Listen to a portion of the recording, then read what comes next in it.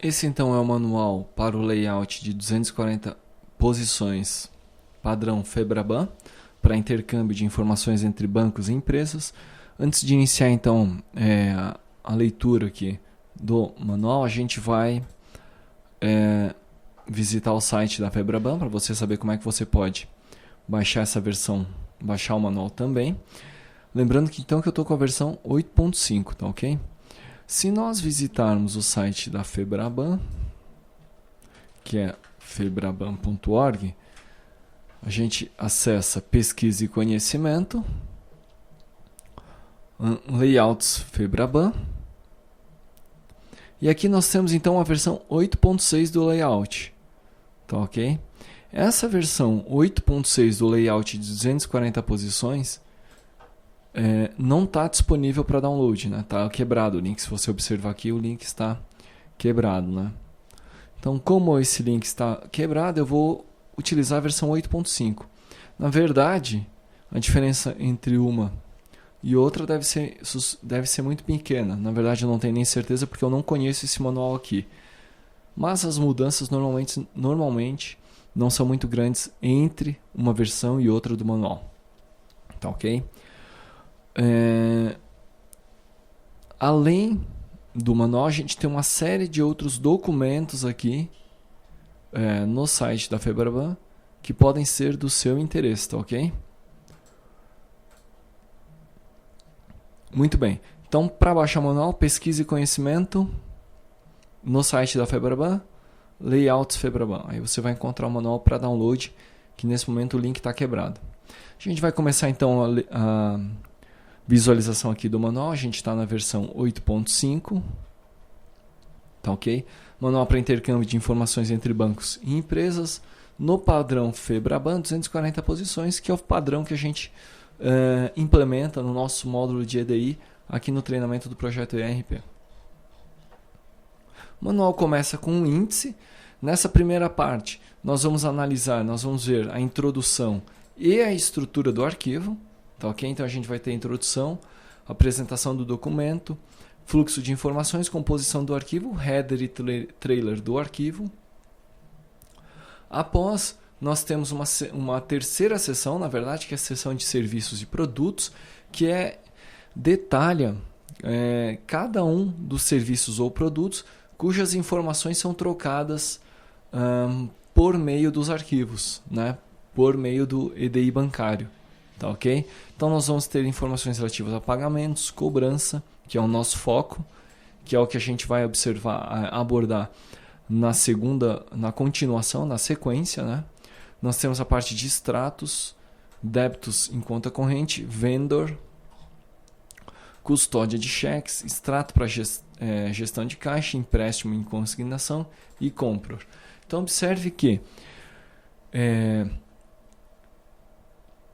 os bancos, eles trocam com seus clientes uma série de informações sobre diversos serviços e produtos, tá ok? Na implementação que nós vamos fazer aqui do EDI bancário, nós vamos apenas considerar a cobrança, tá? Mas o banco também oferece uma série, ou melhor, padrão FEBRABAN 240 posições, oferece uma série de outras informações que podem ser trocadas. Além disso, nós vamos ver também,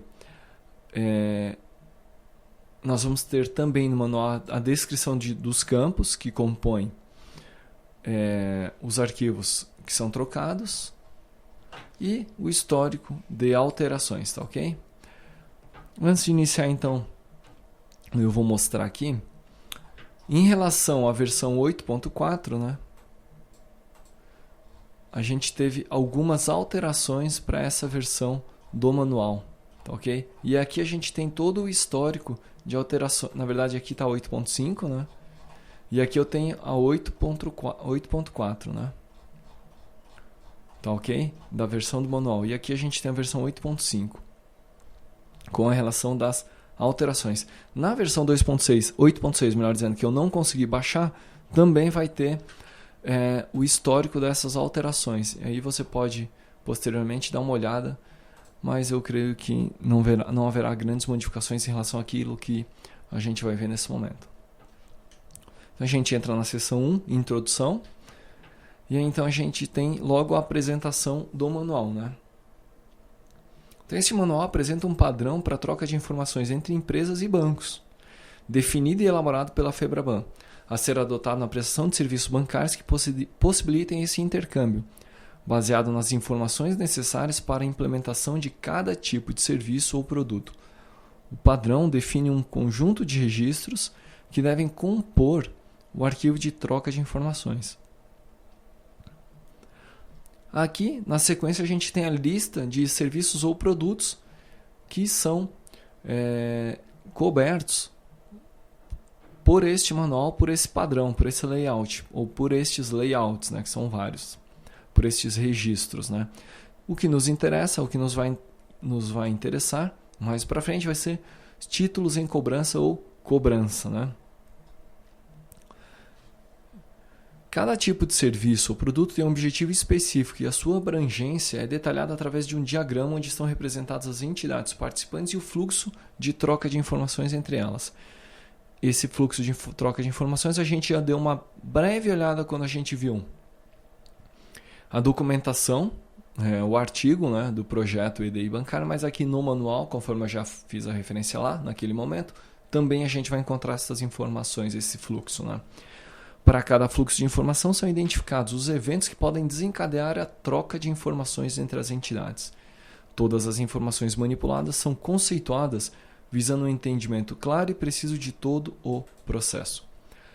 Aqui então eu tenho a estrutura do documento, é aquela que está no índice, onde eu tenho então a introdução, que apresenta uma visão geral dos tipos de serviços e produtos disponíveis e o contexto em que ocorrem, identificando as entidades, origem e destino de cada fluxo de troca de informações. A gente tem uma segunda seção com a estrutura do arquivo, né? O arquivo que é trocado entre o banco e as empresas, ou entre bancos e empresas, onde nessa estrutura a gente tem o header, os lotes de serviço e produto e o trailer. E nessa composição do arquivo é conceituado cada tipo de registro existente e especificado a forma de utilização de cada um deles por tipo de serviço e produto, e ainda cada layout de header e trailer, né? Trailer que é layout o header é o cabeçalho e o trailer é o rodapé do arquivo. Na sequência a gente tem a seção 3, né? Que a gente pode dizer que é a maior seção do manual, onde é especificado detalhadamente cada serviço e produto que podem ser trocadas informações por meio do EDI, do módulo de EDI. E entre os serviços e produtos a gente tem pagamentos, extrato de conta corrente, débito em conta corrente, vendor, custódia de cheques e assim por diante. São aqueles que eu já mencionei anteriormente. A gente tem aqui a cobrança. Na cobrança, então, na seção de cobrança é conceituado o serviço e produto através da definição do objetivo das entidades envolvidas e do fluxo de informações. E apresenta o layout dos registros a serem utilizados na sua implementação. Então, a gente vai ter a definição de cada registro quando a gente chegar nessa seção aí, né? Cada registro que vai compor o arquivo. Esse tipo de serviço-produto possibilita a geração de informações dos títulos em cobrança para o banco cedente, né? A geração de informações do boleto eletrônico ao sacado e alegações do sacado ao banco cedente. Alegações do sacado vai ocorrer quando o sacado não reconhecer a dívida, né? O motivo da cobrança, a origem da cobrança. Na seção 4, então, a gente tem a descrição dos campos, onde então todos os campos são conceituados, todos os campos que compõem o layout são conceituados. E, na verdade, eles são conceituados e são agrupados em genéricos e específicos, né? Genéricos são aqueles que são comuns, campos genéricos, né? São aqueles que são comuns a mais de um tipo de serviço ou produto. E específicos são aqueles que são utilizados exclusivamente em um único serviço ou em um único produto. Então, nós temos aqui o campo genérico, sempre começa pela letra G, e mais um número sequencial a partir de 001. Por exemplo, um campo que é genérico é o campo controle, onde a gente vai ter informações relativas ao banco, do cedente, a conta e assim por diante. tá ok? E aqui nós temos os campos específicos, que são, no caso de alegação do sacado, são precedidos pela letra A, bloqueio eletrônico pela letra B, cobrança pela letra C, né? Todos eles também contêm na sequência um número que inicia, um número sequencial de 3 dígitos, que inicia a partir de 001, tá ok? Então cada sigla, por exemplo, a sigla de cobrança, a sigla C, ela vai de C001 a C999, no máximo, né? Isso se houver 999 campos.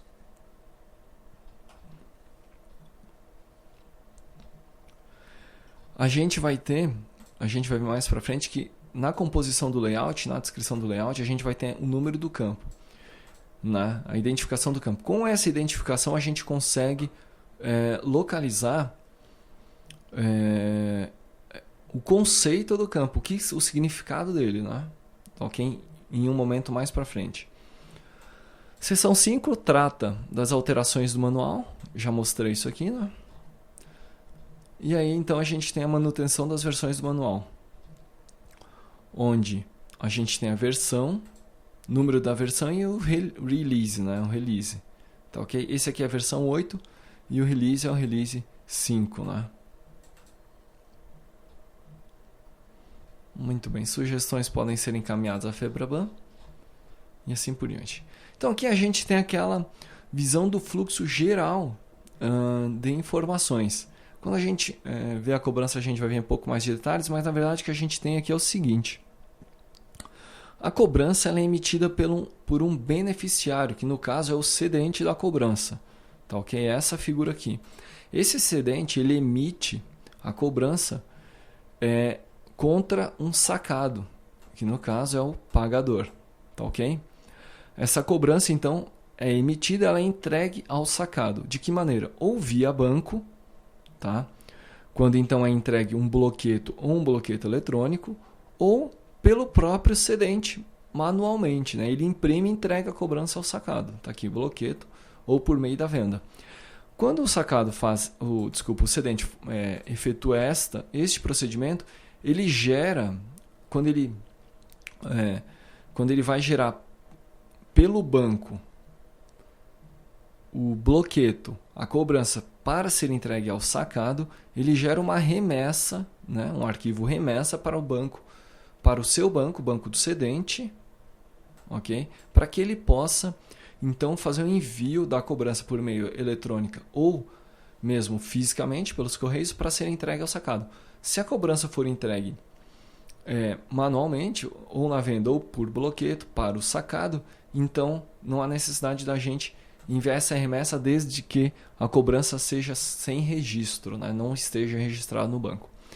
Muito bem. Uma vez que o sacado recebeu a cobrança, ele vai efetuar o pagamento no seu banco, né? É o banco do sacado.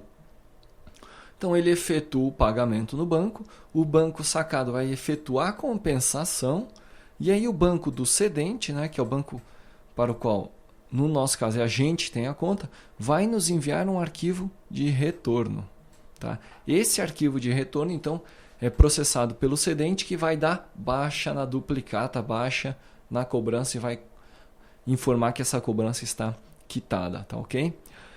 Esse fluxo a gente vai rever ele mais na frente quando a gente for falar com mais detalhes do layout do arquivo de cobrança. Tá, ok? Mas, de forma geral, é isso que ocorre não só com a cobrança, mas também com outros fluxos, como a gente pode ver aqui, fluxo de pagamentos, conciliação, extrato, vendor e assim por diante.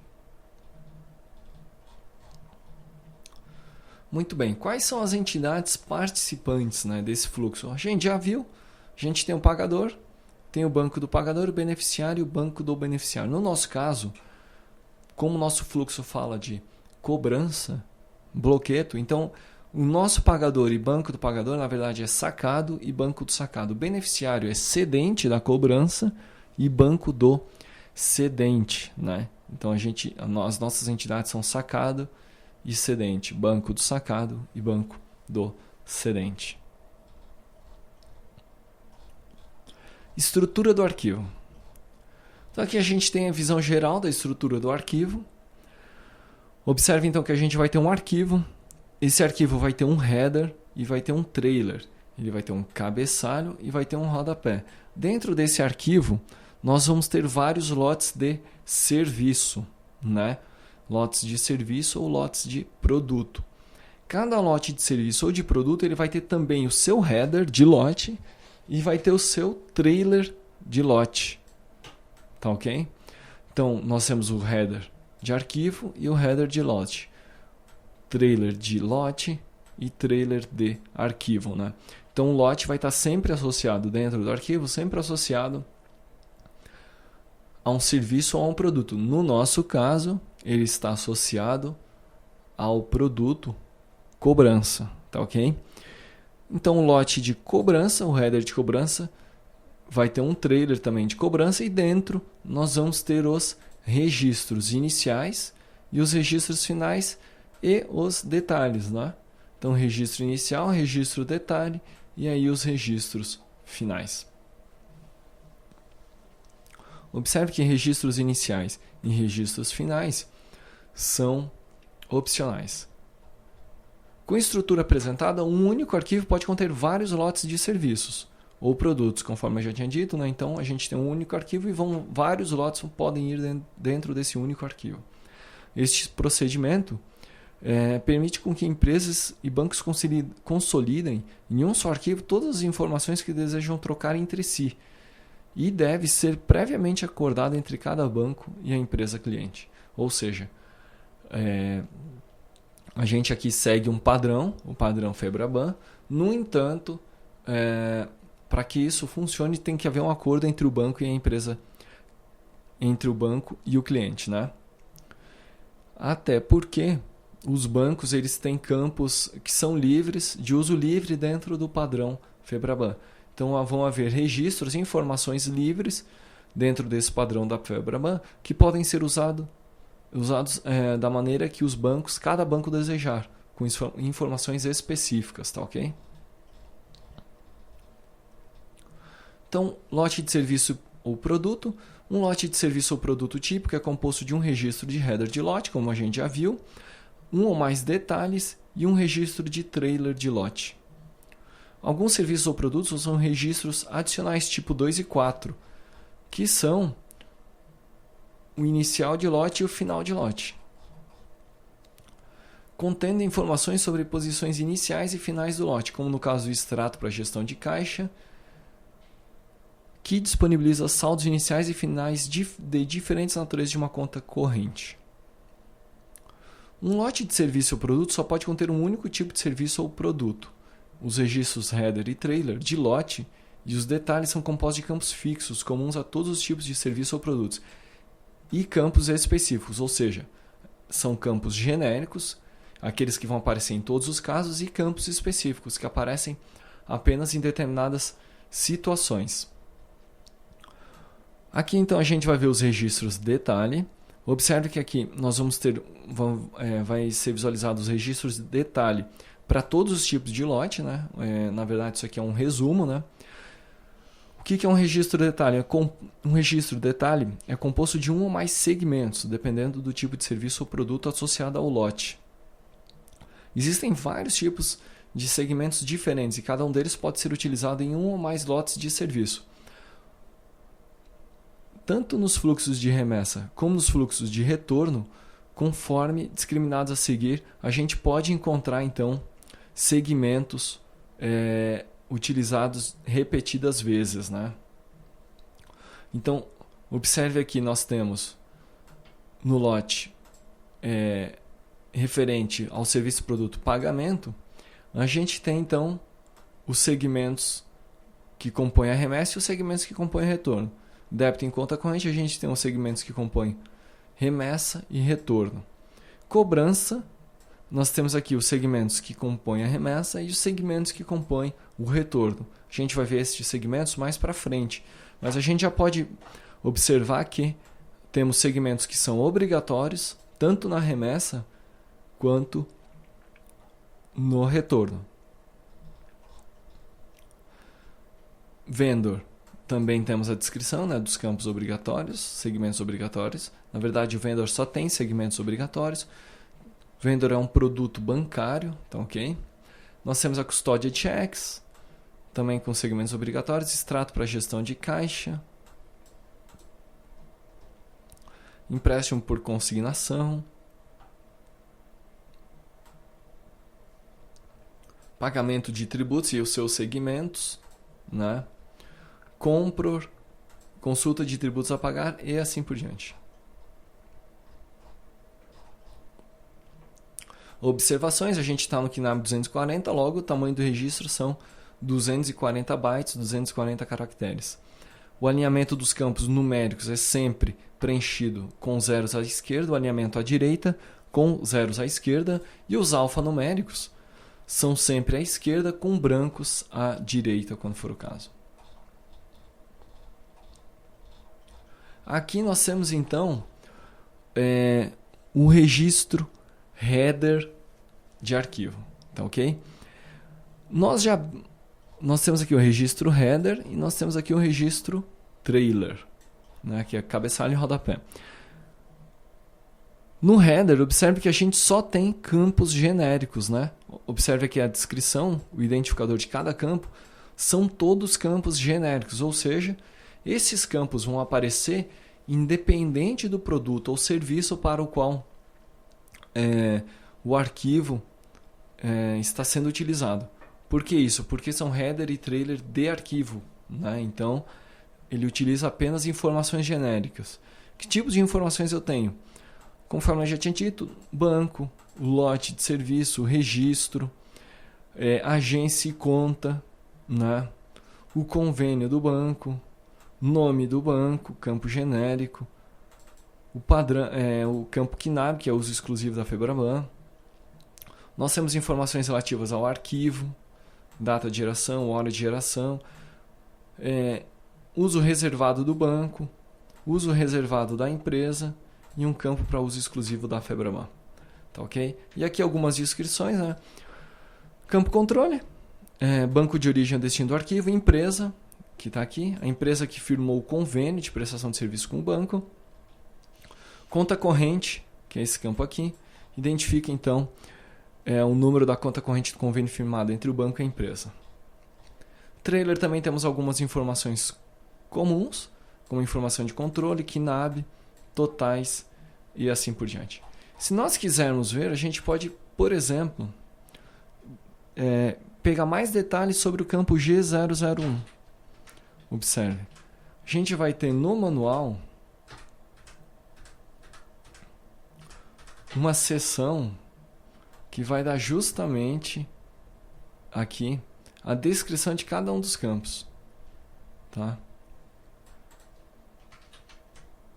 Então aqui, naquela seção, aqui está, a gente tem a descrição de cada um dos campos, né? Observe aqui que eu estou no campos genéricos e o campo G001, código de banco na compensação, é o código fornecido pelo Banco Central para a identificação do banco que está recebendo ou enviando o arquivo, com o qual se firmou o contrato de prestação de serviço. Campo G003, código adotado pela FEBRABAN para identificar o tipo de registro. E aqui estão os códigos. Aqui está a definição, o domínio de valores que é aceito nesse campo. Tá ok? Então, com este manual aqui, você consegue compreender detalhadamente o que deve compor, né, o seu header, o seu trailer de cada um dos arquivos que você pretende enviar para o banco, né? Então, cada campo aqui, se você não entender essa descrição, tem uma descrição mais detalhada, acessível ao final deste manual. Tá ok?